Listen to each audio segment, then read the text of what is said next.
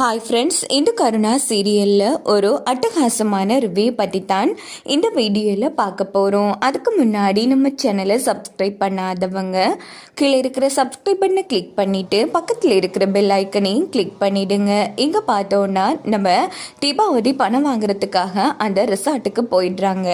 இந்த பக்கம் நம்ம இந்துவோட ஃப்ரெண்ட் ஃபோன் போட்டு அந்த ஆளே சரியான மோசமானவன், நிறைய பொண்ணுக்கு வாழ்க்கையை சீரழிச்சிருக்கான். இந்து அவன்கிட்ட போயும் பணம் வாங்குறதுக்காக இந்த கல்யாணி ரிசார்ட்டுக்கு போறா உன்னோட அக்கா அப்படின்னதும் இது கேட்ட இந்து அதிர்ச்சியாகி, ஐயோ என்ன இவ இப்படி ஒரு முடிவு எடுத்துட்டா, எப்படியாச்சும் போய் தீபாவை காப்பாற்றணும் அப்படின்னுட்டு இந்து என்ன பண்றாங்கன்னா நேரா ஆட்டோ பிடிச்சு அந்த ரிசார்ட்டுக்கு கிளம்புறாங்க. அங்க பார்த்தோன்னா நம்ம திவாகர் சொன்ன மாதிரி அந்த ஆள் என்ன பண்றான்னா நேரா தீபாவை ரூமுக்குள்ள கூட்டிட்டு போறான். பாமா உட்காரு அப்படின்னுட்டு இந்த பக்கம் பார்த்தோன்னா திவாகர் சொல்லியிருப்பாங்க, அவ குடிக்கிற யூஸ்ல மயக்க மருந்தை போட்டுட்டு உன் ஆள் ஒருத்தனை விட்டுரு, அதுக்கப்புறமா ப்ரெஸ் மீடியா போலீஸ் அப்படின்னு இன்ஃபார்ம் பண்ணிடு அப்படின்னதும் உடனே அந்த ஆளு என்ன பண்றான்னா தீபாவதிக்கு யூஸ் கொடுக்குறான்.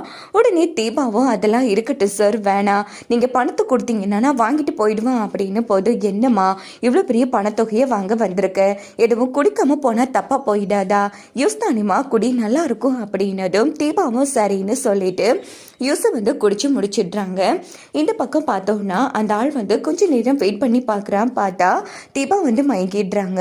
உடனே இதான் சாக்கு அப்படின்னுட்டு வெளியில் அந்த ஆள் திவாகருக்கு ஃபோன் போட்டு நீங்கள் சொன்ன மாதிரி அந்த தீபாவதியை மயக்கமடைய வச்சுட்டேன் அப்படின்னதும் இதை கேட்டு திவாகர் ரொம்ப சந்தோஷப்படுறாங்க. இங்கே பாரு, அவளோட தங்கச்சி ஒருத்தி இந்த வீட்டில் வேலைக்காரியாக இருக்கா, அவள் என்னை எவ்வளோனா அசிங்கப்படுத்தினா தெரியுமா, இன்னைக்கு அவளோட குடும்பமே அசிங்கப்படணும். நீ என்ன பண்ணுறன்னா அவளை ரூமில் போட்டு அடைச்சிட்டு நேராக போலீஸுக்கும் ப்ரெஸ் மீடியான்னு இன்ஃபார்ம் பண்ணிவிடு, ஃபோட்டோ எடுத்து அவங்க எல்லா இடத்துலையும் டெலிகாஸ்ட் பண்ணணும் அப்படின்னதும் சரி சார் அப்படியே பண்ணிடுறேன் அப்படின்னு ஃபோனை வச்சிடுறாங்க. இதை மறைஞ்சு நின்று நம்ம ஜெயந்தி கேட்டு செம அதிர்ச்சி ஆகிறாங்க. அட பாவி மனிஷா, அப்படின்னா இந்துவோட அக்காவை தான் இவன் இப்படி எல்லாம் பண்றானா, கடவுளே, இந்துவை பழி வாங்குறதுக்காக இவ்வளவு கேவலமா பண்றானே, இப்போ என்ன பண்றது, இதை நான் யார்கிட்ட சொல்லுவேன், சரி இந்து கிட்ட சொல்லலாம் அப்படின்னுட்டு வீடு முழுக்க இந்துவை தேடுறாங்க நம்ம ஜெயந்தி. ஆனா இந்து ஆட்டோ பிடிச்சு நேரம் அந்த ரிசார்ட்டுக்கு தான் கிளம்புறாங்க. போன் அடிக்கவும் எடுக்க மாட்டாங்கிறாங்க. உடனே நம்ம ஜெயந்திக்கு என்ன பண்றேன்னு புரியல. சரி பேசாம கருணா கிட்டே சொல்லிடலாம் அப்படின்னுட்டு நடந்த அத்தனை விஷயத்தையும் கருணா கிட்டே இன்ஃபார்ம் பண்றாங்க ஜெயந்தி.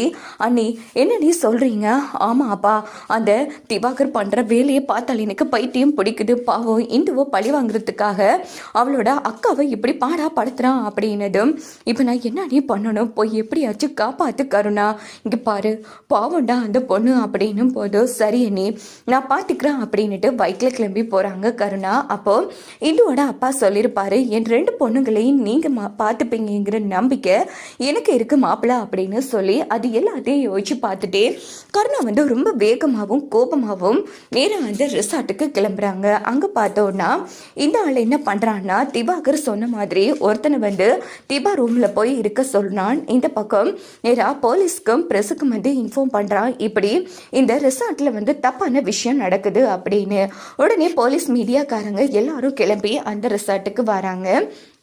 அதுக்கு முன்னாடியே நம்ம இந்து வந்துடுறாங்க. அங்கே இப்படி தீபாங்கிற பொண்ணு வந்தாளா அப்படின்னு போதும், அப்படி யாரும் வர இல்லையே, இங்கேருந்து கிளம்புமா அப்படின்னு இந்து மிரட்டும் போது, இங்கே பாருங்க நீங்கள் போய் சொல்லாதீங்க, என் அக்கா இங்கே தான் இருக்கா, தீபா எங்கே இருக்க வா அப்படின்னு போதும் அந்த ஆள் வாரா.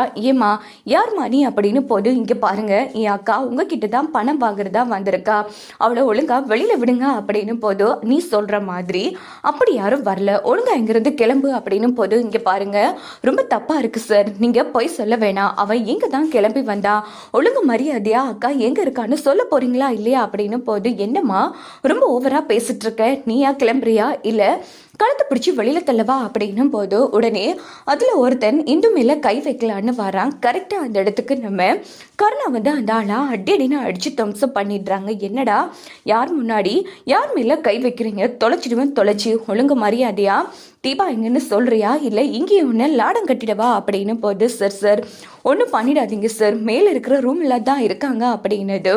உடனே பார்த்தோன்னா கருணாவும் இந்துவும் ஓடி போகிறாங்க. பார்த்தா அதில் ஒருத்தர் இருக்கான்.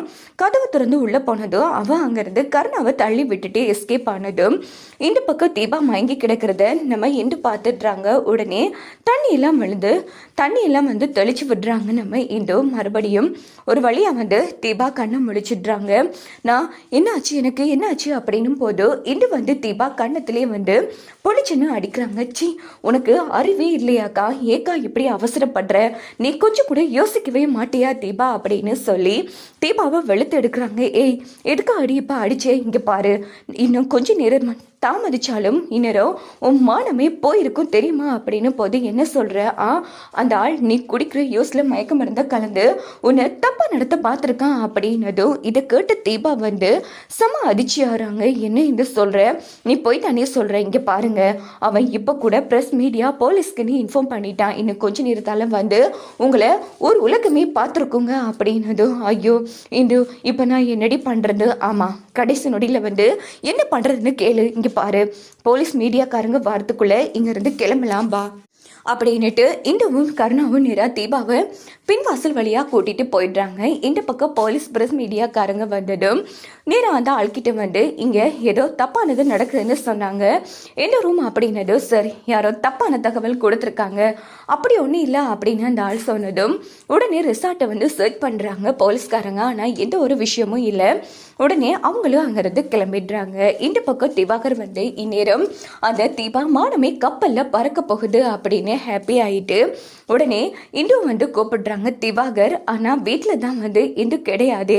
உடனே ஜேட்டியை கூப்பிட்டு, ஏண்டி உனக்கு சப்போர்ட்டிவாக வருவாளே, அவளை குடும்பம் மானமே இன்னைக்கு போக போகுது, ஆமாம் எங்கடியவா அப்படின்னும் போது தெரியலங்க அப்படின்னதும் உடனே திவாகர் வந்து என்னடி நடிக்கிறியா, அவ வீட்டு வேலைக்காரி, தெரியலன்னு சொல்ற, எங்கடி போயிட்டா சொல்லு அப்படின்னதும் கரெக்டாக கருணாவும் இந்துவும் வீட்டுக்கு வராங்க தீபாவை விட்டுட்டு.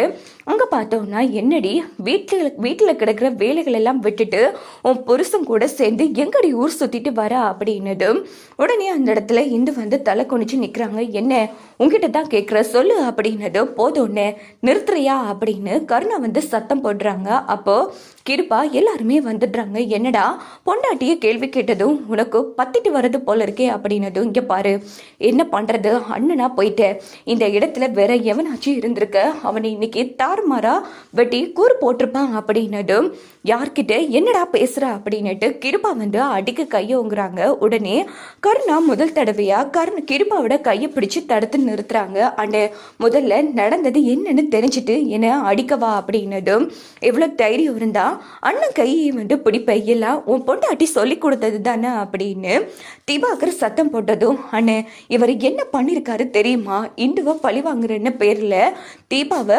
மானபங்கப்படுத்த பார்த்துருக்காரு அப்படின்னு நடந்த அத்தனை விஷயத்தையும் சொன்னதும் இதை கேட்டு கெடுப்பாவும் தீத்த ஆளனும் அதிர்ச்சி ஆறாங்க. டேய் என்னடா இப்படியான காரியமெல்லாம் செய்ய துணிச்சிட்டியா, நான் உங்கள் ரெண்டு பேரையும் வெறும் முரடனர்கள் தான் நினைச்சேன், ஆனால் இப்படி பொம்பளைங்க விஷயத்தில் கேவலமாக நடப்பீங்கன்னு நான் கொஞ்சம் கூட எதிர்பார்க்கலடா அப்படின்னு சொல்லி தீத்தாயாளன் திவாகரை வெளுத்து எடுப்பாங்க. வாங்க வெயிட் பண்ணி பார்க்கலாம்.